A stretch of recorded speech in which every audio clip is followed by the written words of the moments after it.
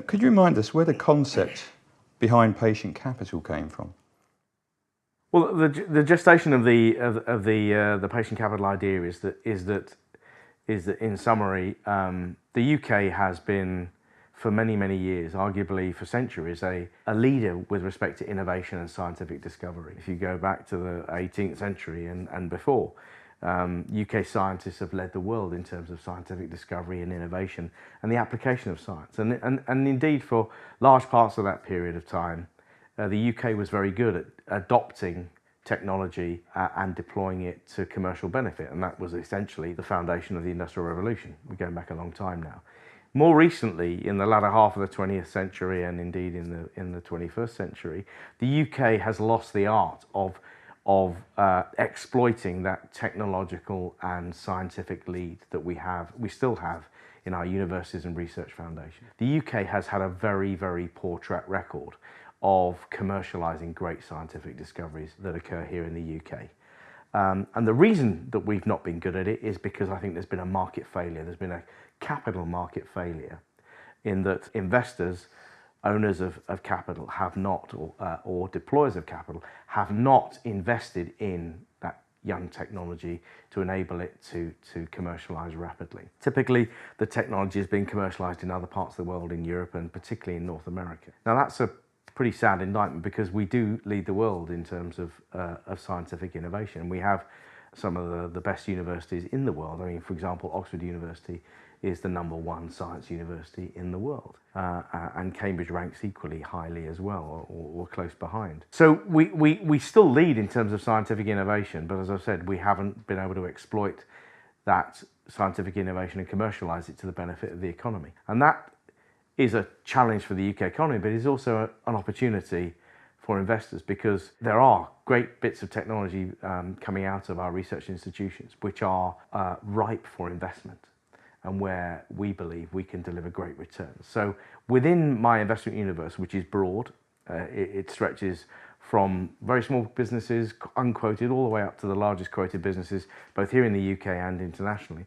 Across that investment universe, the most attractive and most exciting part of that investment universe is this disruptive technology sector. Now, I've been investing in this space for a long time, and I've seen the fortunes of that sector sort of wax and wane over that 20-year period I've been investing. But I have to say, the environment that exists now is the most exciting I've witnessed in a very long time. More capital is coming into this space. That means that some of these great technologies are able to sort of fulfill their potential. And that, I think, will deliver great returns to the investors who've parked capital in these young technology businesses. So I'm very excited about this area. It is the most undervalued part of my investment universe. It's the area that I'm most excited about. It's an area we've had to be very patient in, because that's how you build capital in the long term. You have to be patient. We've been patient, and I think we're on the cusp of delivering some fantastic returns. So that was the original sort of hypothesis behind the creation of patient capital. That trust was created to invest in this space, and it's done so, I think, very successfully. The share price and the NAV have not performed as well as we would have hoped, but we're less than 3 years into the life of that trust, and we said, judge us on our 3 to 5 year performance. We've asked our investors to be patient, and I think we will reward that patience over that 3 to 5 year time horizon. You say you invest heavily in unquoted companies. Now, how do you measure success, and is it important for them, or how important is it for those unquoted companies to seek a listing in time? Well, ultimately, the acid test of success is whether we create value and deliver a good return to our investors. That's the primary goal. I'm very confident we'll be able to do that. On the way, I think the other sort of characteristics of success are that we're able to create multi-billion-dollar organizations that lead in new technology sectors, whether it's AI or gene sequencing or in drug discovery, in oncology, or there are all sorts of areas, or new energy. There are all sorts of really interesting areas where we've invested, where we think the companies that we have nurtured and are growing now very rapidly will become significant businesses in the future. Significant, I mean, in terms of market cap and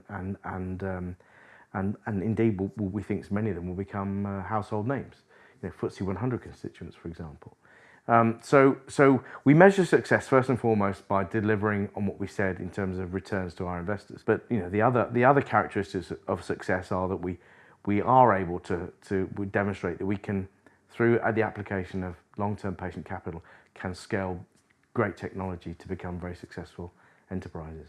So obviously returns to date haven't been probably what you would have hoped for, but how patient do investors have to be? You've alluded to this earlier, I think, but how patient should investors be with the trust? You cannot and you should never embark upon an investment in this space with short-term investment expectations. We always said that this was a long-term patient capital vehicle, and we said judge us on our 3 to 5 year investment returns.